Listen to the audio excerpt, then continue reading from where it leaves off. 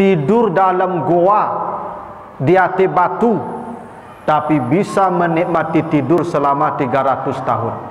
Kenapa begitu? Rahmat Allah. Ini bukti rahmat Allah itu mahal, Bapak Ibu. Ya.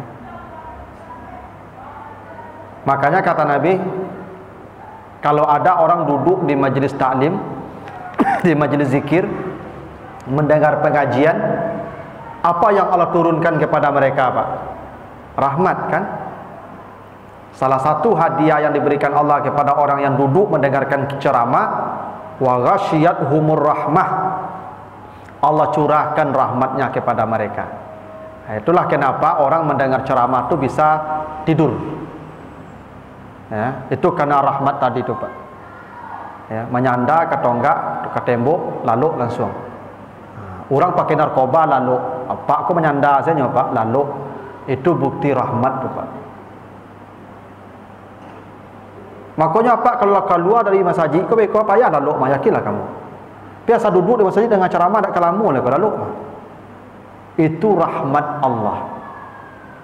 Ya. Makanya ambo tak pernah berang orang lalu ambo ceramah lebih. Karena itu janji Allah di situ.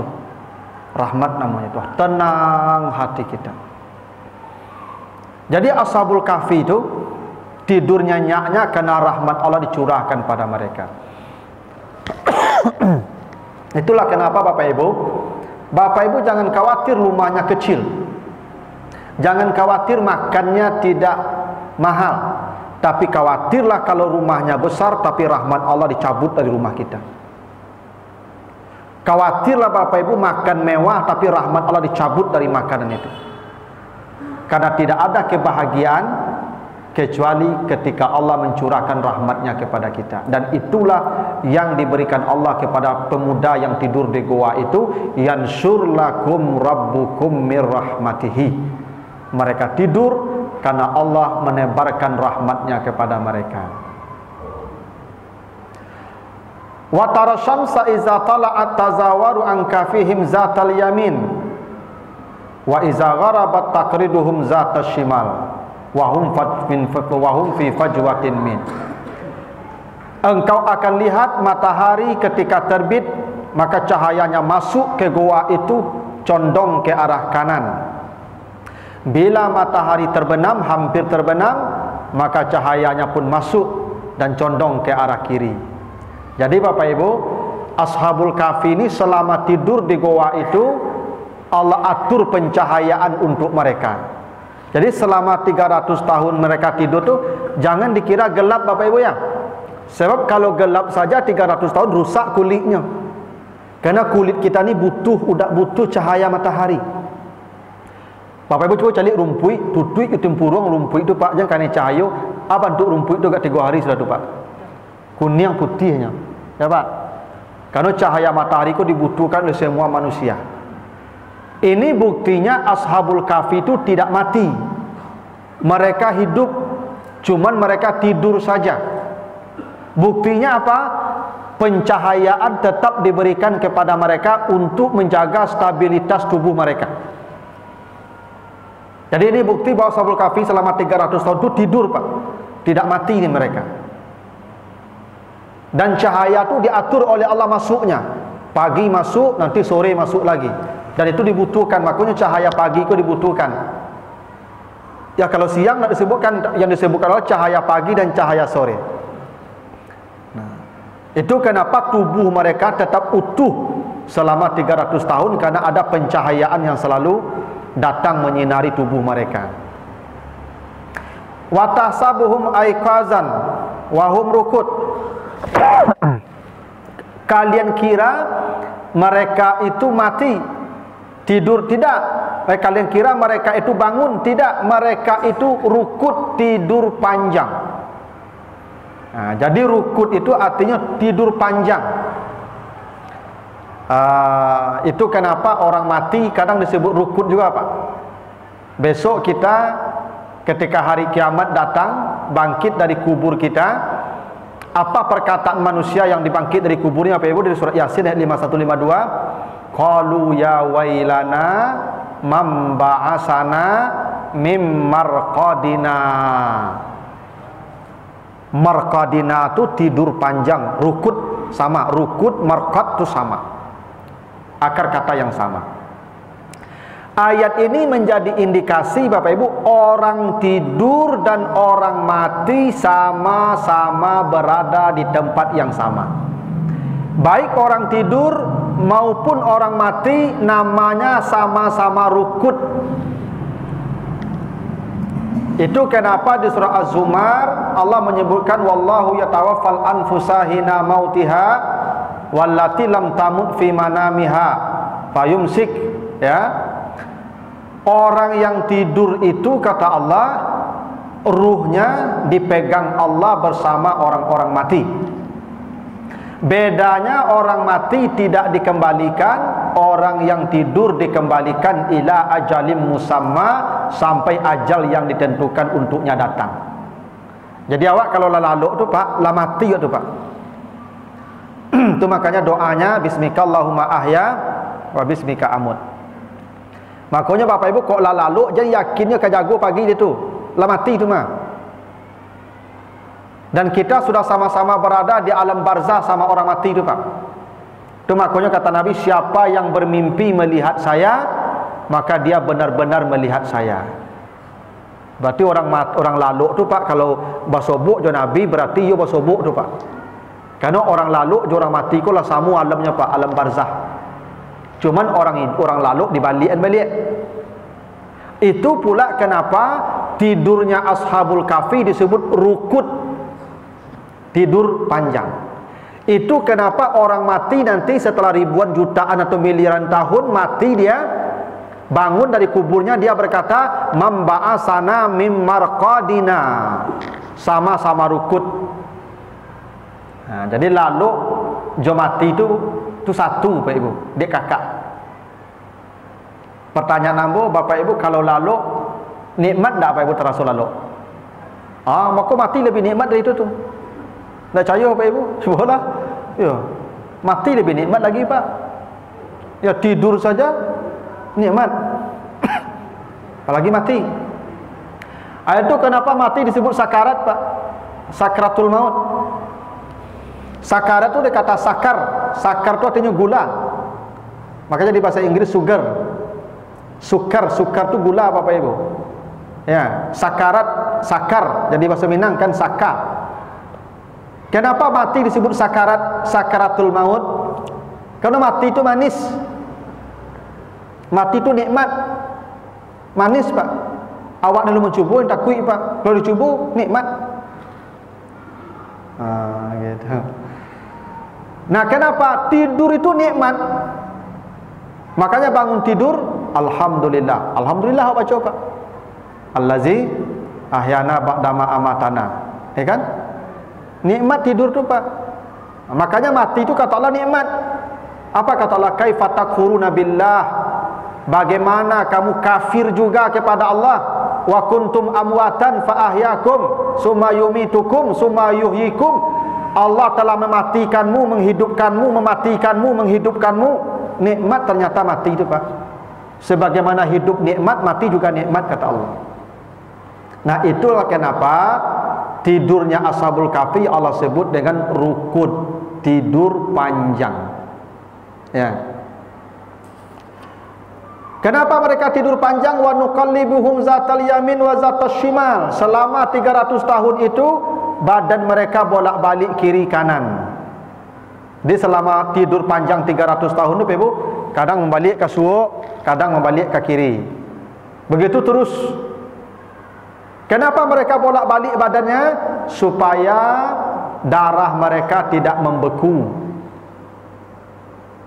Jadi selama 300 tahun tu mereka bolak-balik badannya Pak Ibu. Suuk kidah. Tu maka orang lalu kau tak boleh dalam satu posisi. Jadi kau akan miriang ke suuk, miriang ke kidah, menilantang wagai. Tu supaya darah kau lancar. Begitu memang aturannya. Maka itu bukti mereka tidak mati. Wa kalbuhum basitun zira'ihi bil wasi', dan anjing mereka tidur di depan pintu goa sambil membentangkan kedua tangannya. Aku anjing kau siaga kau. menjaga 7 pemuda kok tiba musuh hanya tampak di pintu gua kau langsung deknya jagonya berarti anjing kau dak lo lalu lah pak, dak lo mati lo, jago lah anjing kau pak 300 tahun lo jago anjing kau. Itu makanya anjing Ashabul Kahfi kau pak satu-satunya anjing yang masuk surga. Jadi binatang tu Ibu nanti jadi tanah.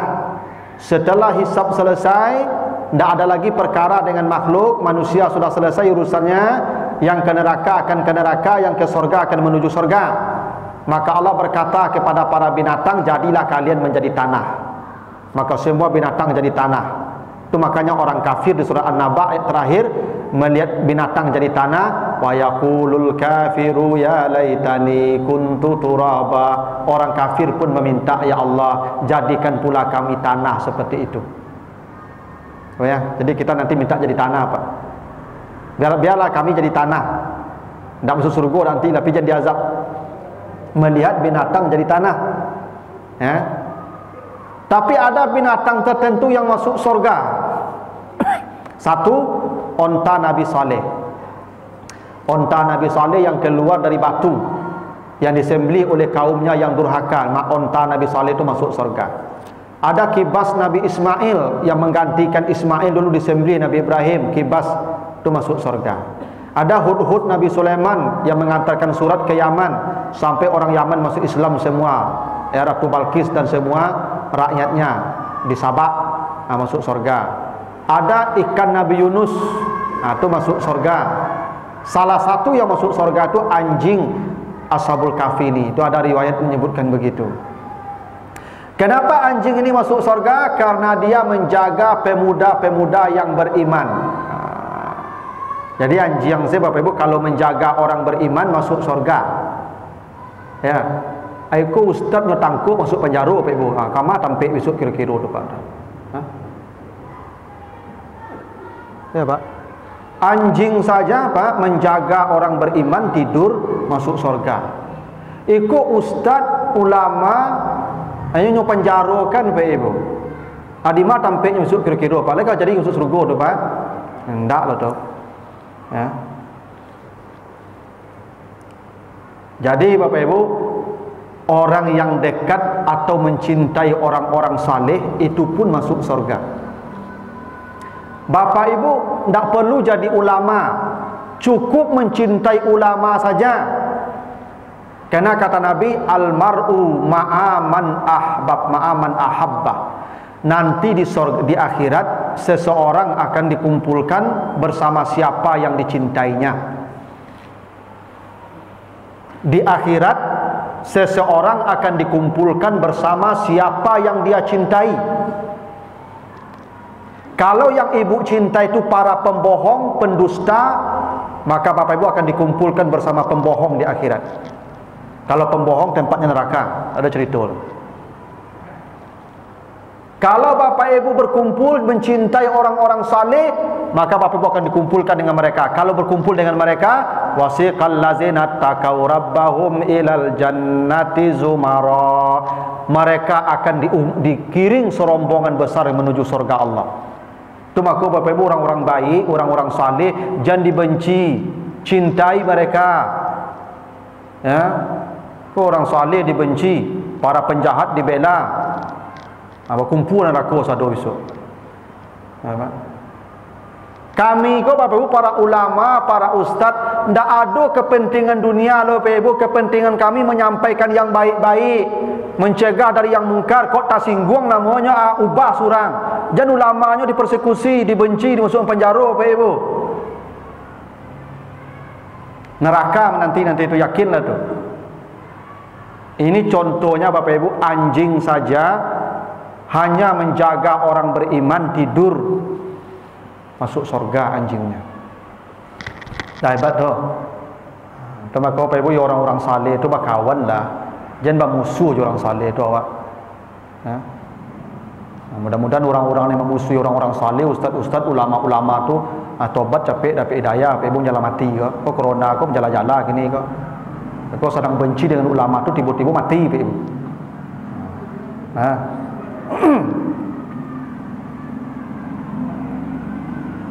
Lalu Wa kadzalika ba'asnahum liyatasaalu bainahum.